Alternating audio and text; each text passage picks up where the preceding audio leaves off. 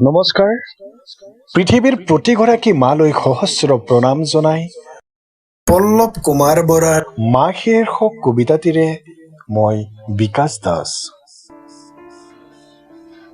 মা জীয়াই থাকিবৰ বাবে কল্পনাৰ সাগৰত সাঁতুৰি সাঁতুৰি মই ভাগৰি পৰিছো আজি সুখ বিচাৰি।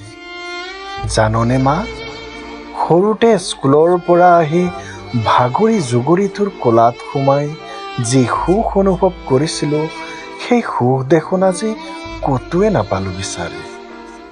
অ' মা, সৰুতে দুষ্টালি কৰোঁতে দেউতাই যে পিটিছিল, তই যে নিজেই গা পাতি দিছিলি। সকলোৱেতো মানুহ, তথাপি এতিয়া দেখোন কোনোবা মৰিলেও কোনেও আগবাঢ়ি নাহে, কিয় মা?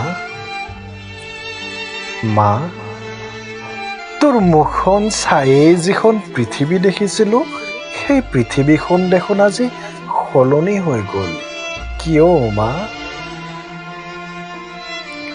সকলোৰে মাবোৰ তোৰ দৰে নহয় জানো মা? কিছুমানে দেখোন সেইজনী মাক খেদি দিব পাৰে, কিয়? শুনিছিলোঁ মা দেউতাক সেৱা কৰিলে ভগৱানক নিবিচাৰিলেও হয়, কিন্তু কিছু লোকে ভগৱানৰ নামত পূজা কৰি মা দেউতাক বৃদ্ধাশ্ৰমত কিয় থয়? ধন্যবাদ। কবিতাটি শুনি যদি ভাল পালে তেনেহ'লে নিশ্চয়কৈ লাইক, কমেণ্ট, শ্বেয়াৰ কৰিব আৰু চেনেলটি নিশ্চয়কৈ ছাবস্ক্ৰাইব কৰিব। ধন্যবাদ।